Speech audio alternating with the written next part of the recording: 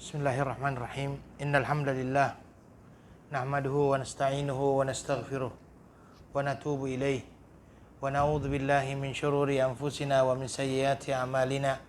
May yahdihillahu fala mudilla lahu wa may yudlil fala hadiyalah. Asyhadu an la ilaha illallah wahdahu la syarika lah wa asyhadu anna Muhammadan abduhu wa rasuluh. Allahumma salli wa sallim ala nabiyyina Muhammadin wa ala alihi wa ashabihi wa man istanna bi sunnatihi ila yaumiddin, amma ba'd. Assalamualaikum warahmatullahi wabarakatuh. Thumma alamu anna asdaqal hadithi kitabullah wa khairal hadi hadi Muhammadin sallallahu alaihi wasallam wa syarral umuri muhdatsatuha fa inna kulla muhdatsatin bid'ah wa kulla bid'atin dhalalah wa kulla dhalalatin finnar.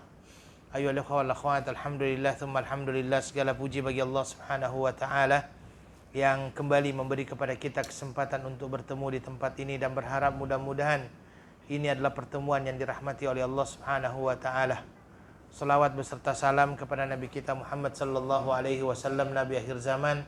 Kita juga senantiasa berharap kepada Allah, mudah-mudahan kita termasuk orang-orang yang senantiasa mengikuti sunnah-sunnah Rasulullah sallallahu alaihi wasallam. Tayyib ayyuhal ikhwah wal akhwat, pada malam hari ini kembali kita akan melanjutkan pembahasan kita dalam kitab Syarah Al-Arba'in An-Nawawiyah, dan pada malam hari ini kita akan mencoba untuk mengkaji hadis yang ke-22, al-hadis as-sani wal ashrun. Al-hadis as-sani wal ashrun, hadis yang ke-22. Hadis yang ke-22 ini adalah berasal daripada Jabir bin Abdullah Al-Ansari radhiyallahu anhu. Jadi saya akan bacakan hadisnya. An Abi Abdullah Jabir bin Abdullah Al-Ansari radhiyallahu anhu anna rajulan sa'ala an-nabiy sallallahu alaihi wasallam faqala ara'aita idza sallaitu al-maktubat wa sumtu ramadana wa ahlaltu al-halala wa harramtu al-harama walam azid ala dhalika syai'an adkhulul jannah? Qala na'am.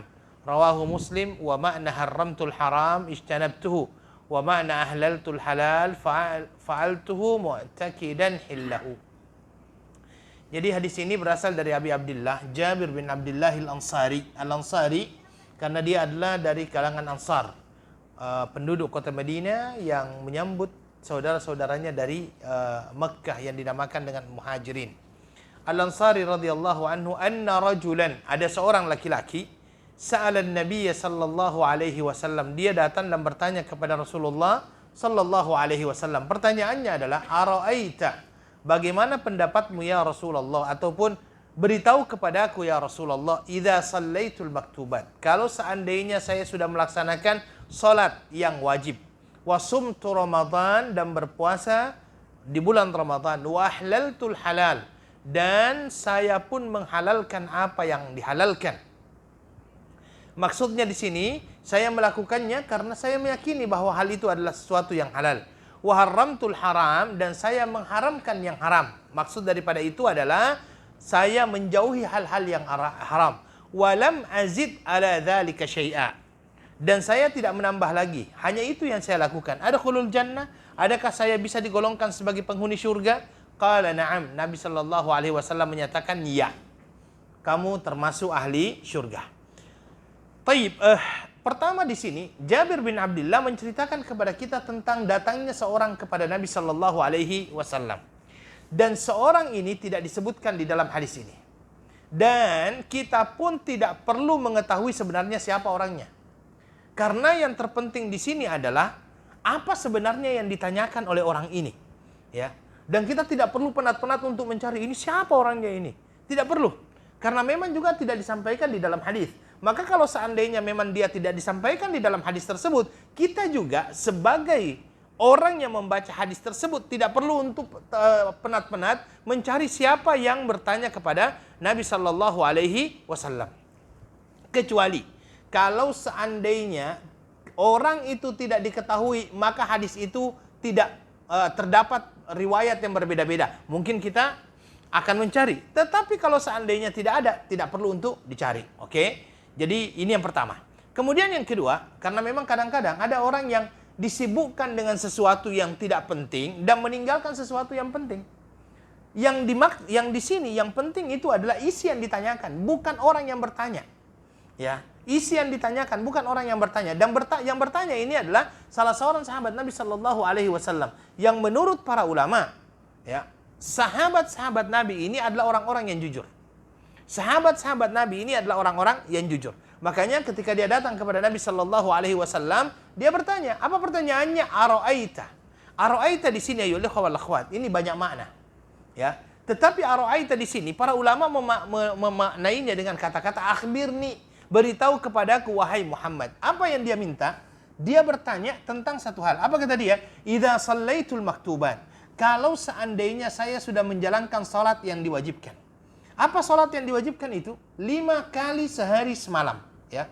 Sebagaimana Allah Subhanahu wa taala menyatakan innas salata kanat 'alal mu'minina kitaban mawquta. Sesungguhnya salat-salat itu diwajibkan terhadap orang-orang yang beriman dan telah ditetapkan waktunya. Ya.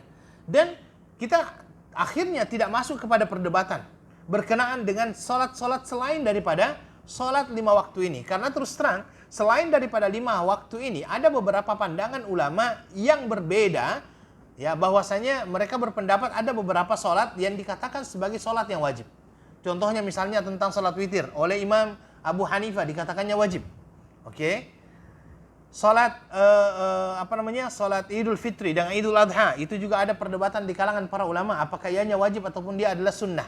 Tetapi para ulama sepakat bahwasanya kalau seandainya dikatakan salat wajib itulah yang 5 kali sehari semalam yang diwajibkan oleh Allah Subhanahu wa taala kepada Nabi Shallallahu Alaihi Wasallam. Jadi orang ini yang bertanya ini berkata, ya Rasulullah, bagaimana pandanganmu? Beritahu kepadaku ya Rasulullah berkenaan dengan pandanganmu kalau seandainya saya sudah melaksanakan salat 5 kali sehari semalam. Artinya yang diwajibkan saya laksanakan. Wasumtu Ramadan, dan saya pun sudah melaksanakan puasa Ramadan. Puasa Ramadan, puasa yang diwajibkan oleh Allah Subhanahu wa taala. Puasa, ya, yang dimaksud dengan puasa di sini secara bahasa adalah al-imsak, menahan, ya, menahan. Dan secara istilah adalah menahan diri dari berbagai macam yang membatalkan puasa, dimulai dari terbitnya fajar sampai tenggelamnya matahari sebagai bentuk ibadah kepada Allah Subhanahu wa taala yang di dalamnya harus disertai dengan niat. Kalau puasa Ramadan ini yang disampaikan oleh para ulama berkenaan dengan masalah puasa. Sehingga kalau seandainya kita mengatakan sebagai bentuk ibadah, maka orang-orang yang tidak makan, tidak minum, tapi bukan dalam bentuk ibadah. Mungkin saja dia ingin diet misalnya, atau ingin berobat sehingga dia tidak makan. Ini bukanlah yang dimaksud dengan puasa. Karena yang dimaksud dengan puasa di sini haruslah disertai dengan niat, dan niatnya karena Allah Subhanahu wa taala, dan itu adalah bagian daripada ibadah. Kemudian ayolah wal akhwat, ada kata-kata wa ahlaltul halal. Wa ahlaltul halal di sini adalah artinya apa? Saya melakukan ataupun melaksanakan yang halal karena saya yakin tentang kehalalannya. Ya.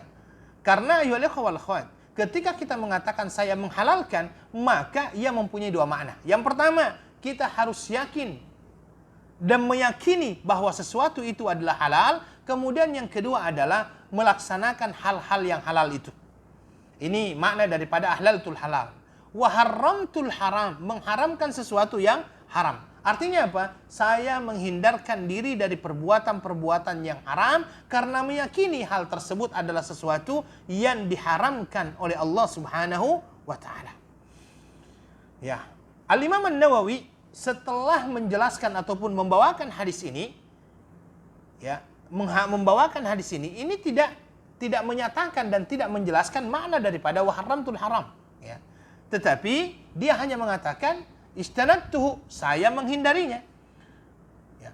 Kata-kata saya menghindarinya, menghindari yang haram ini sebenarnya terdapat sedikit kekurangan. Kenapa? Karena orang-orang yang menghindarkan dirinya daripada sesuatu yang haram adalah lebih baik, walaupun dia tidak meyakini bahwa itu adalah haram.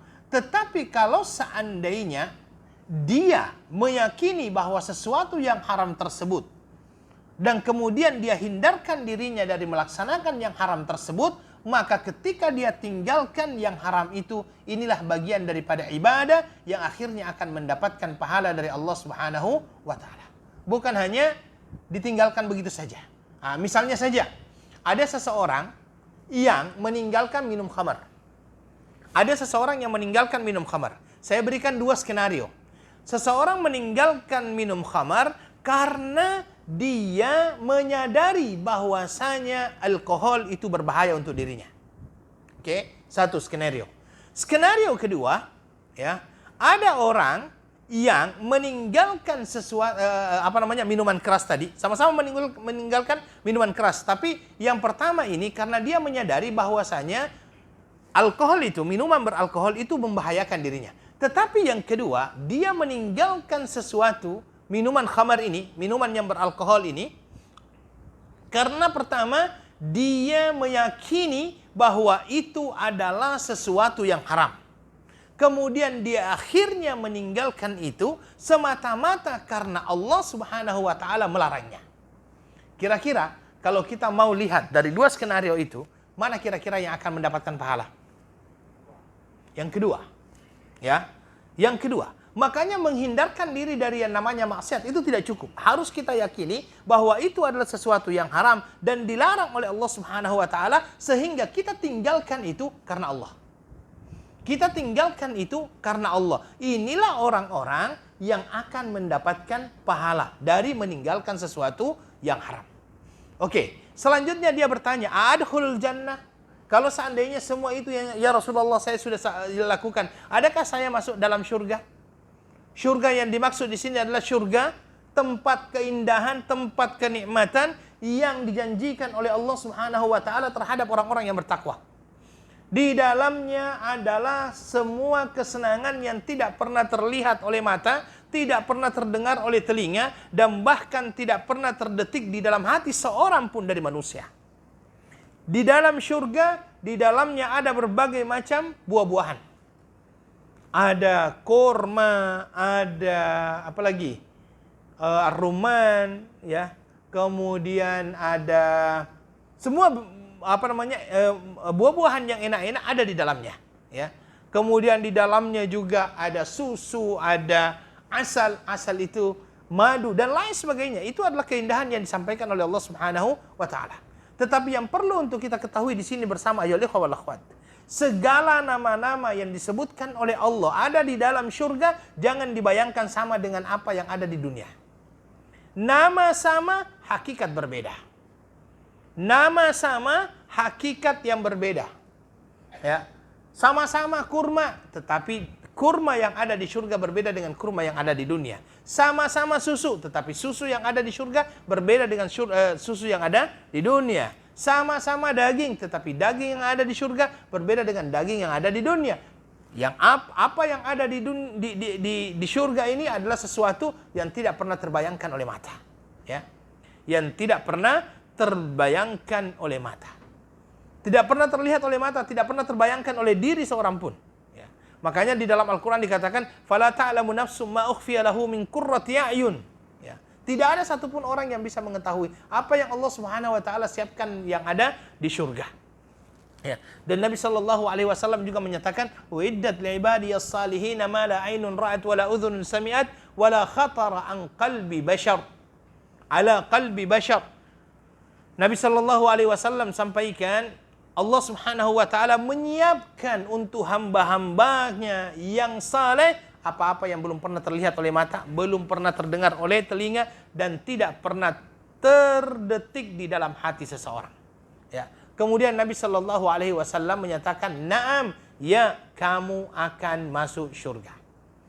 Jadi orang itu bertanya, kemudian setelah itu diakhiri dengan kata-kata, "Ya, kamu akan masuk surga." Baik, ayolah wal akhwat. Apa yang kita ambil dari hadis ini? Pertama, semangat para sahabat untuk bertanya kepada Rasulullah sallallahu alaihi wasallam. Kita lihat bagaimana semangatnya sahabat Nabi sallallahu alaihi wasallam bertanya kepada Nabi sallallahu alaihi wasallam perkara-perkara yang berkenaan dengan agama mereka. Ya, mereka adalah orang-orang yang sangat semangat. Bahkan di dalam riwayat dikatakan setiap harinya Para sahabat Nabi Shallallahu Alaihi Wasallam itu berkumpul di depan rumah Nabi Shallallahu Alaihi Wasallam. Kemudian setelah itu bergiliran bertanya kepada Rasulullah Shallallahu Alaihi Wasallam. Bahkan Umar bin Khattab radhiyallahu an itu sampai membuat sebuah skedul, jadwal dengan tetangganya, karena kedua-duanya bekerja. Dua-duanya bekerja. Sampai akhirnya dia sepakat dengan tetangganya, jirannya. Dia berkata kepada jirannya, kita dua-duanya bekerja. Sedangkan Nabi Shallallahu Alaihi Wasallam senantiasa memberikan kepada kita perkara-perkara tentang agama kita. Baiknya, kata dia, kita bergantian datang. Jadi hari ini misalnya saya bekerja, kamu yang datang kepada Nabi Shallallahu Alaihi Wasallam. Apa yang kamu dapatkan dari Nabi, kamu sampaikan kepada saya. Esoknya kamu bekerja, saya yang datang kepada Nabi Shallallahu Alaihi Wasallam. Apa yang disampaikan kepada Nabi akan saya sampaikan kepadamu. Begitu semangatnya para sahabat Nabi Shallallahu Alaihi Wasallam untuk bertanya langsung kepada Rasulullah Shallallahu Alaihi Wasallam. Mereka punya semangat yang luar biasa dalam bertanya. Tetapi ayolah wal akhwat, yang kita perlu juga untuk pelajari di sini adalah pertanyaan mereka kepada Nabi Shallallahu Alaihi Wasallam orientasinya semuanya adalah surga. Tidak mereka bertanya berkenaan dengan, ya Nabi, bagaimana cara saya dapat uang banyak ya? Tidak. Pernah nggak ada seorang sahabat yang bertanya begitu kepada Rasulullah? Saya kira tidak. Ya Rasulullah, bagaimana saya dapat? Tidak. Nabi, mereka tidak pernah bertanya berkenaan dengan masalah itu. Dan mereka, ayolah wal akhwat, tujuan utamanya itu adalah bagaimana bisa mendapatkan surganya Allah Subhanahu wa taala. Mereka tidak bertanya berkenaan dengan kehidupan mewah di dunia ini, tidak. Yang mereka tanyakan adalah bagaimana mereka bisa mendapatkan surganya Allah Subhanahu wa taala. Maka itulah ada seorang sahabat Nabi Shallallahu Alaihi Wasallam yang menemani Nabi Shallallahu Alaihi Wasallam. Setelah Nabi Shallallahu Alaihi Wasallam sudah selesai buang hajat, maka Nabi Shallallahu Alaihi Wasallam keluar dan dia bersama dengan Rasulullah Shallallahu Alaihi Wasallam. Kemudian akhirnya Nabi Shallallahu Alaihi Wasallam berkata kepada dia, Is'al madza turid.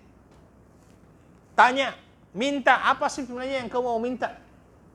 Mintalah apa yang kamu mau minta. Itu yang dikatakan Nabi Shallallahu Alaihi Wasallam kepada orang itu, kepada sahabat tersebut. Apa kata dia? As'aluka murafaqataka fil jannah. Satu aja ya Rasulullah. Saya minta saya bisa menemanimu di surga. Bayangkan, disuruh meminta sesuatu oleh Nabi Shallallahu Alaihi Wasallam, boleh saja. Kalau seandainya dia mau minta, ya Rasulullah, saya ini belum makan, mungkin saja dia akan mengatakan begitu kan. Saya minta 10 dinar, boleh saja. Karena dia disuruh oleh Nabi, Is'al ma tasya'. Minta sesuka hatimu, mana turid, silahkan apa yang kamu mau minta. Tetapi ternyata cara bertanyaannya para sahabat Nabi ini bukan orientasi dunia lagi, orientasinya adalah akhirat oriented di sini. Sehingga ketika mereka meminta kepada Nabi, apa yang kamu minta? Apa kata dia? As'al murafaqataka fil jannah. As'aluka murafaqatuka fil jannah. Saya hanya minta bisa menemani kamu di surga. Nabi Shallallahu Alaihi Wasallam bertanya kepadanya, awa ghaira dzalik, ada yang lain tidak? Takkanlah kamu hanya meminta ini, ada yang lain tidak? Apa kata orang tersebut? Huwa dzak, hanya itu ya Rasulullah. Saya tidak minta yang lain, hanya itu. Saya mau menemani kamu di surga ya Rasulullah. Apa kata Nabi Shallallahu Alaihi Wasallam? Fa'inni ala nafsika bikathratis sujud. Kalau begitu bantu saya. Artinya, kamu akan saya jadikan sebagai seorang yang akan menemani saya di surga. Tetapi kamu juga harus bantu saya. Apa bantunya? Bikathratis sujud. Kamu banyak-banyak sujud. Maksudnya banyak-banyak sujud di sini apa? Banyak-banyak melaksanakan salat. Orang ini tidak minta uang. Orang ini tidak minta yang namanya istana, tidak minta yang namanya kebun, tidak. Tapi dia meminta surga. Ya, surga. Dan ini menunjukkan kesempurnaan permintaannya. Ini adalah permintaan yang paling sempurna ketika seseorang meminta surga dari Allah Subhanahu wa taala. Ya. Kemudian ayolah wal akhwat, apa pelajaran yang kita ambil di sini? Bahwa sesungguhnya apabila seseorang membatasi dirinya dengan melaksanakan salat wajib saja, maka sebenarnya tidak ada celaan baginya. Ya. Dan itu tidak mengharamkannya masuk ke dalam surganya Allah Subhanahu wa taala. Kalau seandainya dia mencukupkan dirinya dengan melaksanakan hal-hal yang diwajibkan. Itu disampaikan oleh lelaki tersebut ketika dia mengatakan, "Idza shallaitul maktubat." Kalau seandainya ya Rasulullah, saya hanya melaksanakan salat-salat yang wajib. Ya, salat-salat yang wajib. Walaupun akhirnya kalau kita melihat pendapat ulama-ulama, kalau kita mencoba untuk melihat perkataan-perkataan ulama, memang kita akan mendapati beberapa perkataan ulama yang memberikan motivasi kepada kita untuk tidak mencukupkan dengan hal-hal yang wajib saja. Misalnya saja perkataan daripada Imam Ahmad. Imam Ahmad itu pernah berkata, "Fiman tarakal witr." Bagi orang-orang yang meninggalkan witir. Apa kata Imam Ahmad? "Huwa rajulun su la yambagi an tuqbala lahu syahadah." Ini keras kata-katanya Imam Ahmad ini. Apa kata Imam Ahmad? Orang-orang yang tidak melaksanakan salat witir padahal dia mempunyai waktu untuk melaksanakan salat witir. Imam Ahmad mengatakan huwa rajulun su, dia adalah lelaki yang buruk. Bahkan menurut Imam Ahmad tidak pantas untuk kita terima persaksiannya. Bagaimana kita akhirnya menjawab ini? Bagaimana Imam Ahmad mengatakan demikian? Lelaki itu adalah lelaki yang buruk. Kita katakan, orang itu dikatakan sebagai rajulun su, lelaki yang buruk, tetapi itu bukan menjadi penghalang baginya untuk memasuki surganya Allah Subhanahu wa taala. Dia buruk karena dia tidak melaksanakan yang namanya witir. Dia meninggalkan salat witir. Padahal salat witir itu boleh dilaksanakan walaupun satu rakaat. Sehingga Imam Ahmad berkata, bagaimana mungkin satu rakaat saja orang itu tidak lakukan? Orang itu tidak perhatian dengan satu rakaat. Bagaimana dengan rakaat yang banyak? Kalau seandainya satu rakaat saja dia tidak mampu, apalagi rakaat yang banyak. Ya, maka dia mengatakan demikian. Tetapi kita katakan bahwa orang yang dikatakan sebagai rajulun su, lelaki yang buruk ini, perangainya, itu tidak menjadikan dia akhirnya terlarang untuk masuk ke dalam syurganya Allah Subhanahu wa taala. Selanjutnya, di sini juga kita bisa mengambil satu pembelajaran bahwa salat dan puasa merupakan salah satu sebab orang dimasukkan ke dalam syurga. Dan di dalam sebuah hadis Nabi sallallahu alaihi wasallam pernah menyatakan, "Man shama ramadhana imanan wa ihtisaban ghufira lahu ma taqaddama min dhanbi." Barang siapa yang menjalankan puasa penuh dengan keimanan dan mengharapkan pahala dari Allah Subhanahu wa taala, Allah akan mengampuni dosa-dosanya yang telah lalu. Ya. Jadi ini jelas bahwasanya orang tersebut melaksanakan yang salat dan menjalankan yang namanya puasa, ya. Menjalankan yang namanya puasa. Cuma di dalam hadis ini mungkin muncul pertanyaan. Karena lelaki ini setelah dia mengatakan salat 5 waktu, puasa di bulan Ramadan, walam azid ala dzalika syai'. Tidak ada tambahannya ya Rasulullah, hanya itu aja. Kalau kita bertanya, mana zakatnya? Ya kan? Mana hajinya? Bukankah zakat dengan haji ini juga masuk dalam kategori rukun Islam? Dan orang ini hanya mencukupkan dirinya dengan 2 amalan. Kalau dengan syahadat ya otomatis. Tapi ini dia mencukupkan dirinya dengan 2 amalan. Dan itu dikatakan cukup untuk memasukkan dia ke dalam syurganya Allah Subhanahu wa taala. Kalau kita katakan zakat difardukan sebelum Allah memfardukan yang namanya puasa. Ya, sebelum Allah memfardukan yang namanya puasa. Makanya kalau seandainya ada orang yang berpendapat, oh mungkin hadis ini dikatakan sebelum diwajibkan zakat, tetapi di sini sudah disebutkan yang namanya puasa. Sedangkan zakat itu difardukan, diwajibkan sebelum puasa. Ya. Kalau haji, mungkin kita bisa terima. Kalau seandainya ada orang yang mengatakan, oh ini disebutkan sebelum diwajibkannya yang namanya haji. Benar. Haji diwajibkan tahun keberapa? Ke-8 atau ke-9? Ya, ke-8 atau ke-9? Mungkin iya. Tetapi kalau seandainya dikatakan zakat, tidak mungkin. Bagaimana kita menjawabnya itu? Jawabannya adalah mungkin saja Nabi Shallallahu Alaihi Wasallam sudah mengetahui keadaan orang ini. Orang ini mungkin adalah orang yang tidak mempunyai harta, sehingga tidak diwajibkan baginya untuk melaksanakan zakat. Orang yang tidak berharta. Makanya kalau seandainya ada orang yang mengatakan di antara orang Muslim ini ada yang rukun Islamnya itu 3. Ya, rukun Islamnya hanya 3, tidak sampai 5 rukun Islamnya. Kalau orang-orang yang tinggal di Singapura, insya Allah rukun Islamnya semuanya 5. Kalau ada sebagian orang yang rukun Islamnya hanya 3. Kenapa 3? Karena mungkin saja dia adalah orang miskin. Ketika dia jadi miskin, dia tidak menjadi wajib zakat dan juga tidak diwajibkan apa? Haji. Sehingga rukun Islamnya berapa? Hanya 3 yang diwajibkan untuk dia. Makanya orang ini ketika dia mencukupkan salat dengan puasa, Nabi Shallallahu Alaihi Wasallam mengatakan, ya, kamu berhak untuk memasuki surganya Allah Subhanahu wa Ta'ala. Karena Nabi Shallallahu Alaihi Wasallam mengetahui keadaan orang ini. Ya, mengetahui keadaan orang ini, sehingga tanpa akhirnya Nabi Shallallahu Alaihi Wasallam diberitahu berkenaan dengan masalah zakatnya, hajinya, mungkin saja dia juga tidak mempunyai kemampuan untuk melaksanakan haji. Ya, karena di dalam berkenaan dengan masalah haji itu kan ada syarat-syarat yang harus terpenuhi. Walillahi 'alan nasi hajjul baiti man istata'a ilaihi sabila. Bagi yang mempunyai kemampuan untuk berjalan menuju ke sana. Para ulama ketika berkenaan dengan masalah kemampuan ini, ada ulama yang mengatakan ada 2 kemampuannya, azzat war rahilah. Dia mempunyai tunggangan, dia mempunyai bekal untuk berangkat ke sana. Kalau seandainya memang tidak ada bekalnya, ya bagaimana dia akan berangkat? Maka ketika orang ini hanya menyebutkan 2 kewajiban, yaitu salat dengan puasa, dan dia mengatakan walam azid ala dzalika syai'. Tidak, saya tidak bisa tambah lagi ya Rasulullah. Hanya 2 itu yang bisa saya lakukan. Apakah saya bisa masuk surga? Maka Nabi Shallallahu Alaihi Wasallam mengatakan, "Na'am, ya, kamu pun akan masuk surganya Allah Subhanahu wa Ta'ala." Maka di sini juga ya wal akhwat, ada satu pembelajaran. Seseorang ketika akan menjawab satu pertanyaan yang disampaikan oleh orang lain kepadanya, paling tidak ketahui dulu apa keadaan orang yang bertanya itu. Apa keadaan orang yang bertanya itu? Karena tidak semua orang mempunyai keadaan yang sama. Tidak semua. Tidak semua orang mempunyai keadaan yang sama. Ya.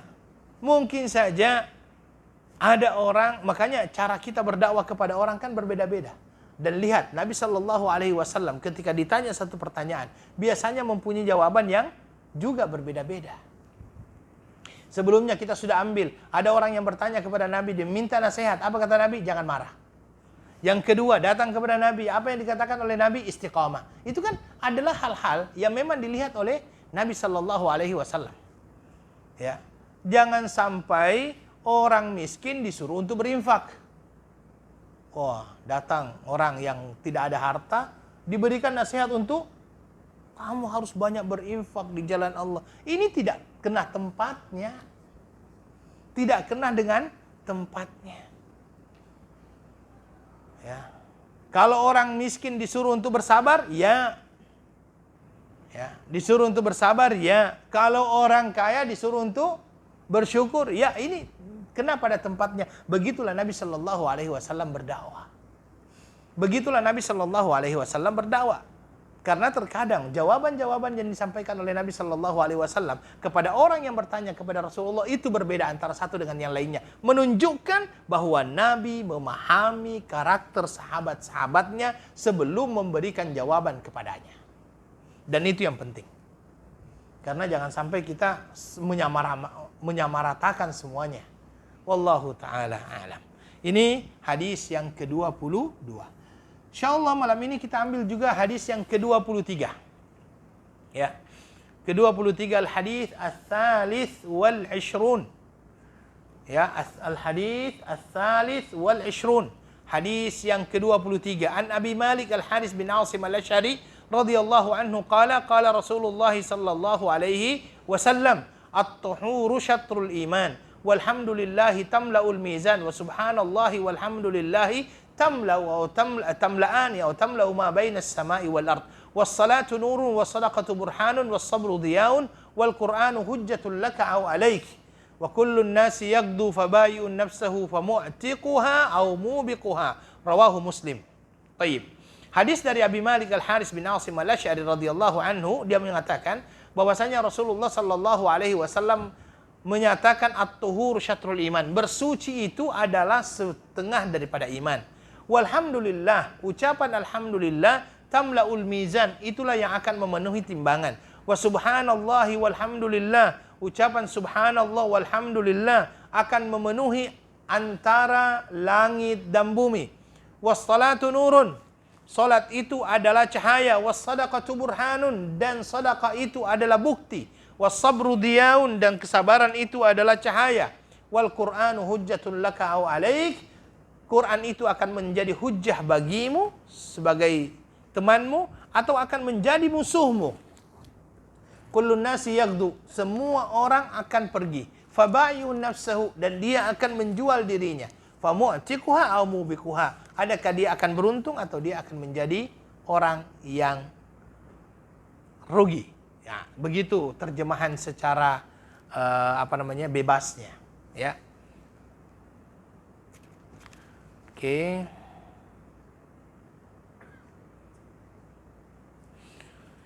Taib, ini nanti insya Allah kita akan jawab. Yang pertama sekali, di sini dikatakan at-tuhur syatrul iman.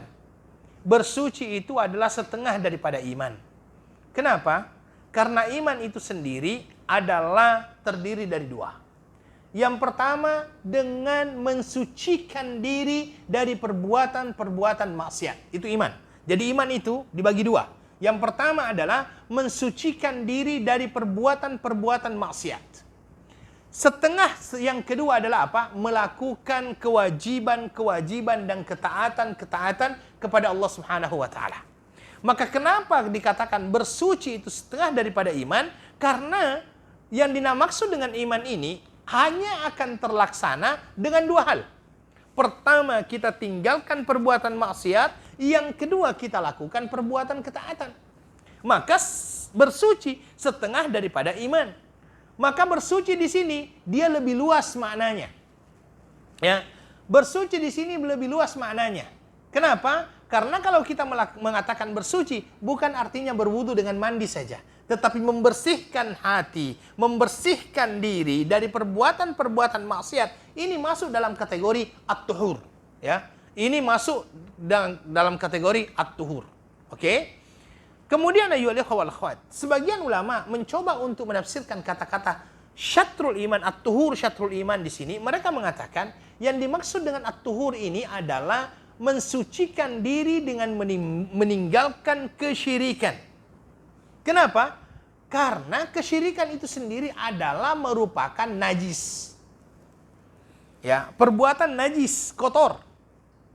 Ya, itulah kenapa dikatakan bahwa sesungguhnya bersuci itu adalah setengah daripada iman. Bersuci dari apa di sini? Bersuci dari segala perbuatan-perbuatan kesyirikan. Ini yang kedua. Pandangan yang ketiga, penafsiran yang ketiga berkenaan dengan at-tuhur syatrul iman ini dikatakan oleh para ulama bahwa makna daripada at-tuhur di sini adalah bersuci sebelum sholat. Ya, bersuci sebelum sholat berarti kita perlu berwudu, atau mungkin tiga. Mandi iya, berwudu iya, atau tayamum, bersuci sebelum melaksanakan salat. Itu adalah setengah daripada iman. Kenapa? Karena salat itu sendiri adalah pembuktian iman seseorang, dan itu tidak akan pernah diterima kecuali dimulai dengan apa? Bersuci. Kalau dari tiga pemaknaan di sini, kira-kira mana yang paling kuat? Yang paling kuat adalah pandangan yang pertama, yang mengatakan bahwa makna daripada at-tuhur di sini adalah mensucikan diri dari segala macam perbuatan maksiat dan tidak khusus kepada kesyirikan. Karena kemaksiatan yang paling besar adalah kesyirikan. Tetapi bukan hanya kesyirikan, banyak sekali perbuatan-perbuatan maksiat yang perlu untuk kita hilangkan di dalam diri kita. Kemudian setelah itu kita akan menjalankan yang namanya ketaatan. Ya, at-tuhuru syatrul iman. Kemudian dikatakan walhamdulillahi tamla'ul mizan, dan mengatakan alhamdulillah ini adalah maknanya segala puji bagi Allah Subhanahu wa taala. Pujian kepada Allah Subhanahu wa taala. Pujian kepada Allah itu berbeda dengan kepujian terhadap makhluk. Kenapa pujian kepada Allah berbeda dengan pujian kepada makhluk? Pertama, bahwasanya para ulama menjelaskan alhamdulillahi ini senantiasa dimulai dengan alif lam. Alif lam menurut para ulama di sini mempunyai makna. Maknanya apa? Alif lam lil istighraq. Alif lam lil istighraq ini artinya, ya ikhwah, dia adalah alif lam yang mencakupi segalanya. Makanya kalau kita mencoba untuk menafsirkan alhamdulillahi rabbil alamin, pasti penafsirannya bagaimana? Segala puji. Dari mana kata-kata segala puji itu? Dari alif lam itu. Jadi kalau kita mengatakan alhamdu, alif lamnya itu ada makna. Maknanya apa? Segala pujian. Segala pujian. Itu alif lam itu. Kemudian yang kedua, yang membedakannya antara pujian kepada Allah dengan pujian kepada makhluk, pujian kepada Allah harus disertai dengan dua syarat. Syarat yang pertama, ta'zim. Syarat yang kedua, mahabbah. Jadi syarat yang pertama harus disertai dengan pengagungan, dan yang kedua harus disertai dengan rasa cinta. Pujian kepada makhluk tidak bisa dua-duanya. Pujian seseorang memuji makhluk, itu pertama mungkin dikarenakan dia mengagungkan, tapi belum tentu dia mencintai. Pujian yang kedua mungkin dikarenakan dia mencintai, tapi belum tentu ada pengagungan di dalamnya. Kita terkadang memuji pemimpin, direktur kita, pengarah kita, itu karena kita menghormati dia. Tapi apakah kita mencintai dia? Belum. Ya kan? Kita memuji istri kita, itu adalah pujian karena cinta, tetapi bukan pujian karena mengagungkan. Pujian kepada Allah harus disertai pengagungan dan harus disertai rasa cinta. Maka ketika kita mengucapkan alhamdulillahi rabbil alamin, segala puji, tidak ada pujian selain pujian dari Allah. Pujian kepada Allah. Makanya itu kalau kita melaksanakan umrah, itu ada yang dinamakan dengan talbiyah kan. Talbiyah itu, ketika kita bertalbiyah, itu kapan kita mulai talbiyah? Setelah kita mengucapkan labbaik Allahumma umratan, betul tidak? Labbaik Allahumma umratan, kemudian setelah itu kita disunnahkan untuk bertalbiyah. Dalam keadaan kita hanya memakai dua helai pakaian, yang di bawah dengan yang di atas. Di dalam tidak ada sama sekali untuk lelaki. Kita tidak boleh lagi memakai minyak wangi di situ. Tidak boleh apa-apa. Oke? Karena kita berada di dalam keadaan ihram. Talbiyah itu kita ucapkan apa? Labbaik Allahumma labbaik. Labbaik la syarika laka labbaik. Coba lihat. Innal hamda wan ni'mata laka wal mulk la syarika laka. Innal hamda, sesungguhnya segala macam pujian. Wan ni'mata, sesungguhnya segala macam bentuk kenikmatan dan kekayaan. Laka wal mulk, dan segala bentuk jabatan pangkat semuanya. Laka, hanya engkau yang memilikinya ya Allah. La syarika lak, tidak ada satupun yang mampu menyekutukanmu dalam hal itu. Ini ketika kita bertalbiyah, ini kan penyadaran di dalam diri kita bahwa sesungguhnya manusia itu sehebat-hebatnya dia, pujian yang dilontarkan oleh manusia kepadanya itu bukan milik dia, karena itu adalah milik Allah Subhanahu wa taala. Kenikmatan, kekayaan yang dia miliki itu semuanya akan hilang habis, hanya milik Allah Subhanahu wa taala. Jabatan yang selama ini dikejar, harus kita akui bahwa itu semuanya hanya milik Allah. Maka orang-orang yang mengucapkan alhamdulillahi, ya, alhamdulillahi, itu kata Nabi sallallahu alaihi wasallam di dalam hadis ini, tamlaul mizan, itulah yang akan memenuhi timbangan. Timbangan kapan ini? Timbangan pada hari kiamat kelak. Dan ini kata-kata ya wal akhwat adalah kata-kata yang sangat mudah. Karena ketika kita mengucapkan alhamdulillah, ini adalah kata-kata yang sangat mudah. Semua orang mampu untuk mengucapkan alhamdulillah. Tetapi terkadang itu berat bagi kita untuk mengucapkannya. Padahal Nabi Shallallahu Alaihi Wasallam menyatakan kata-kata alhamdulillah ini yang akan menjadi pemenuh daripada timbangan kita pada hari kiamat kelak. Maka jangan loke untuk mengucapkan alhamdulillah, ya. Jangan loke untuk mengucapkan alhamdulillah. Kita sendiri dalam satu hari itu, ya. Dalam satu hari itu kita sudah diminta untuk mengucapkan alhamdulillah berapa kali kira?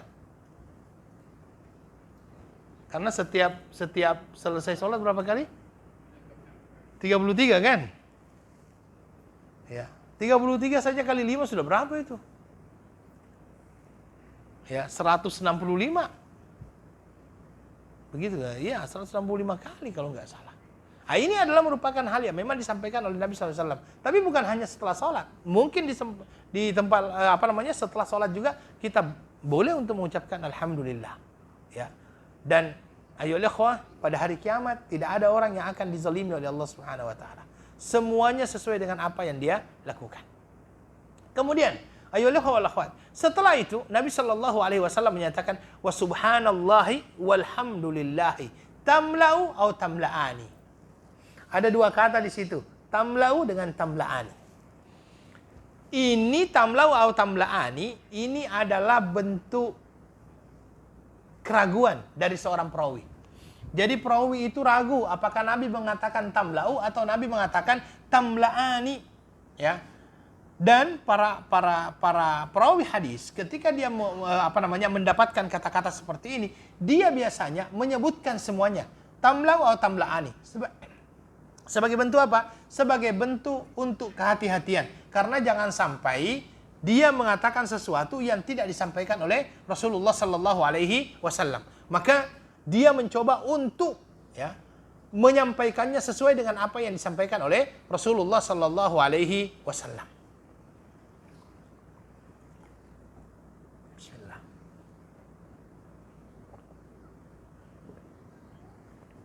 Subhanallah walhamdulillah. Subhanallah ini walhamdulillah, kalau dia digandengkan maka dia mempunyai dua makna.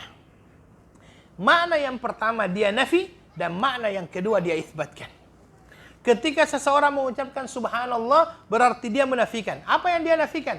Dia nafikan sifat ketidaksempurnaan bagi Allah Subhanahu wa taala. Ya. Kemudian dia menafikan kekurangan sifat bagi Allah Subhanahu wa taala. Yang ketiga, dia menafikan adanya persamaan antara Allah dengan makhluknya. Ya. Makanya di dalam Al-Qur'an banyak sekali ayat. Ya, misalnya saja Allah berfirman wa tawakkal 'alal hayyil ladzi la yamut. Bertawakkallah kamu kepada Allah yang maha hidup dan tidak akan pernah mati. Ini menunjukkan apa? Al-Hayy itu, maha hidup itu adalah sifat kesempurnaan bagi Allah Subhanahu wa taala. Allah tidak akan pernah mati. Dan salah satu kaidah yang mau saya sampaikan begini. Sesuatu yang dianggap sempurna bagi manusia bisa saja berarti kekurangan bagi Allah. Ya, ini adalah satu kaidah ketika kita memahami yang namanya nama-nama dan sifat-sifat Allah. Sesuatu yang dianggap sempurna bagi manusia bisa saja merupakan kekurangan bagi Allah kalau sifat itu diberikan kepada Allah. Contoh. Ya, contoh. Kira-kira manusia kalau seandainya dia bekerja terus dan tidak pernah merasa capek, kira-kira orang ini bisa dikatakan manusia atau tidak ini? Tidak pernah capek. Ya kan? Dia adalah tidak sempurna. Tetapi kalau seandainya kita mengatakan Allah capek, penat, ini malah ketidaksempurnaan bagi Allah. Seorang laki-laki ataupun wanita ketika dia sudah berumur dewasa, kemudian dia belum mempunyai pasangan, apa yang kita katakan? Belum sempurna hidupnya. Karena dia belum mempunyai pasangan. Tetapi kalau kita mengatakan ada pasangan bagi Allah, ini malah ketidaksempurnaan. Ini malah ketidaksempurnaan bagi Allah Subhanahu wa taala. Makanya di dalam Al-Qur'an kan dikatakan la ta'khudhuhu sinatu wala naum. Nabi sallallahu alaihi wasallam tidak pernah lupa dan juga tidak pernah mengantuk dan tidak akan pernah tidur. Tidak akan pernah mengantuk dan juga tidak akan pernah tidur. Tidak pernah mengantuk dan tidak pernah tidur, itu adalah sifat kesempurnaan bagi Allah Subhanahu wa taala. Tetapi kalau tidak pernah mengantuk, tidak pernah tidur, terjadi kepada manusia, itu adalah ketidaksempurnaannya. Oke? Ini perlu untuk kita pahami seperti itu. Dan di dalam Al-Qur'an Allah Subhanahu wa taala juga menyatakan walaqad khalaqnas samawati wal ard wama bainahuma fi sittati ayyamin wama massana min lughub. Allah jelaskan di sini bahwasanya kamilah yang menciptakan langit dan bumi selama 6 hari wa ma massana min lughub dan kami tidak pernah penat. Ya, ini jawaban bagi orang-orang yang mungkin ragu. Ini kira-kira Allah capek tidak setelah 6 hari menciptakan langit dan bumi, 6 hari bekerja. Ya kan? Capek tidak? Allah langsung menyatakan wa ma massana min lughub, kami tidak pernah merasa penat. Ini sebagai bentuk kesempurnaan bagi Allah Subhanahu wa taala. Karena itulah Allah menyatakan laisa kamitslihi syai' wa huwas samiul basir. Allah Subhanahu wa taala tidak ada satupun yang sama dengannya, wa huwas samiul basir, dan dialah Allah yang Maha mendengar lagi Maha melihat. Al-Imam Abu Hanifah ketika mengomentari ayat ini, beliau mengatakan apa? Bahwasanya Allah Maha mendengar.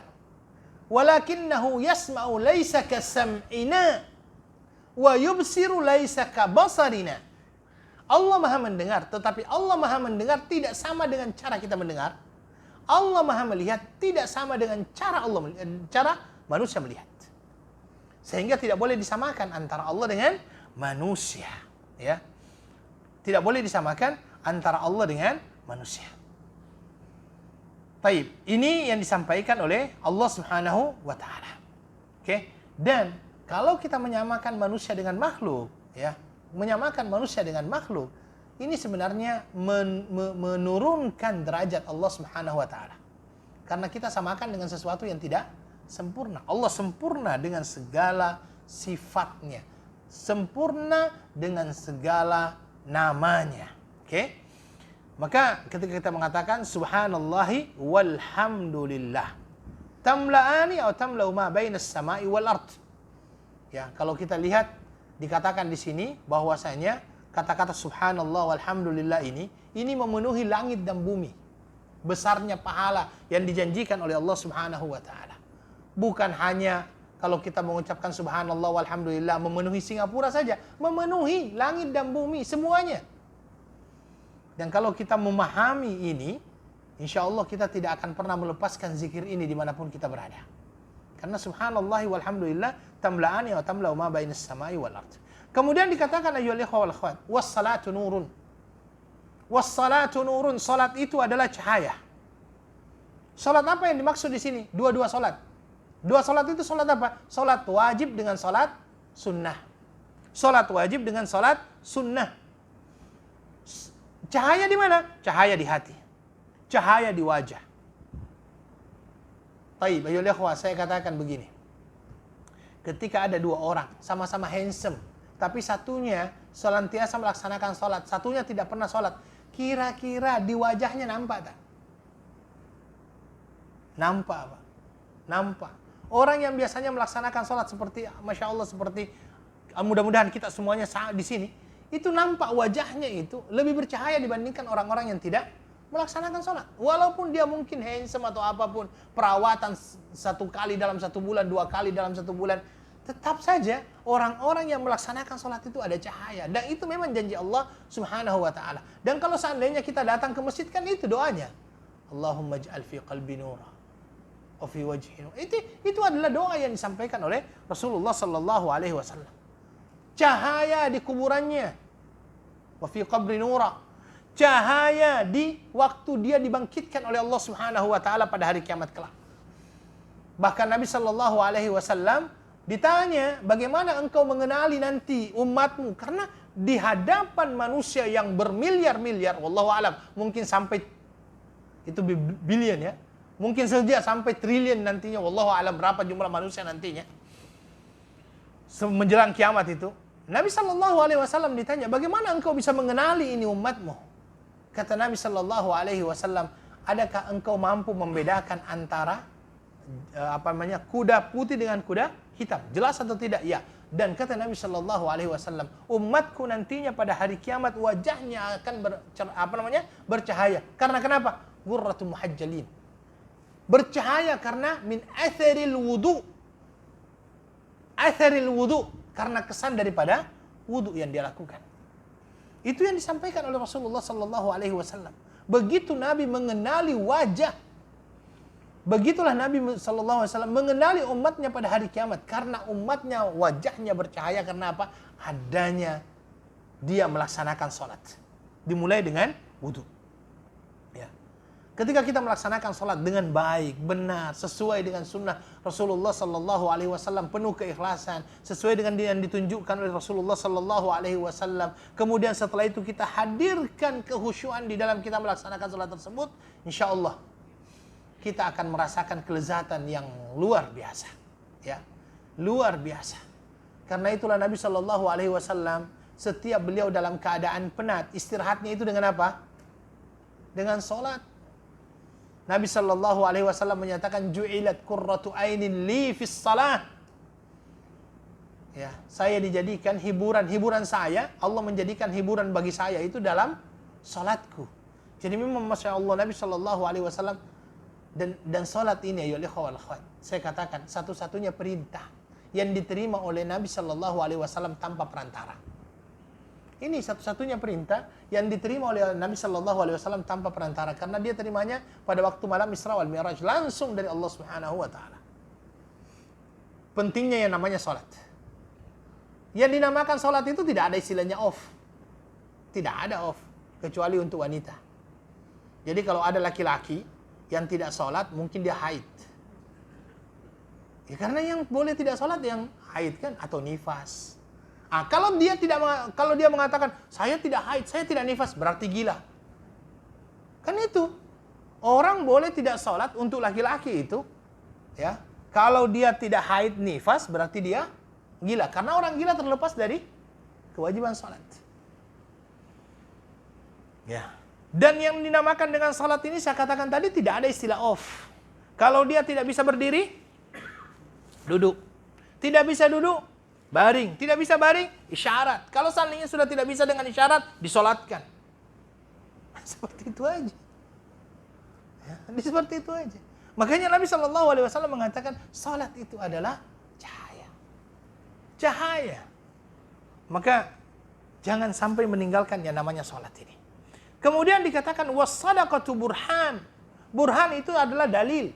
Sedekah yang kita keluarkan bagi orang-orang yang memerlukan untuk mendekatkan diri kita kepada Allah Subhanahu wa taala, burhanun adalah bentuk dalil, tanda kebenaran iman seseorang. Kenapa kebenaran iman seseorang? Yang dinamakan dengan harta, siapa sih yang tidak suka? Ada orang yang tidak suka dengan harta. Semua yang dinamakan dengan manusia itu suka dengan yang namanya harta. Harta itu bahasa Arabnya Pak, malun. Ya. Malun, bahasa Arabnya harta itu malun. Malun itu dari kata-kata mala yamilu mailan, artinya condong. Makanya orang Arab mengatakan wa ma summiyal malu malan illa limuyulin nasi ilai, dan harta itu tidaklah dikatakan dengan mal kecuali karena seluruh manusia condong kepadanya. Bahasa Arabnya emas apa? Zahab. Makanya orang Arab mengatakan wa ma summiya dhahabun dhahaban illa li dhahabin nasi ilai. Dan zahab, emas itu tidaklah dinamakan dengan zahab, emas, kecuali karena manusia zahab. Zahab itu artinya mencari, pergi mencarinya. Jadi memang secara fitrah manusia, dia itu suka dengan yang namanya harta.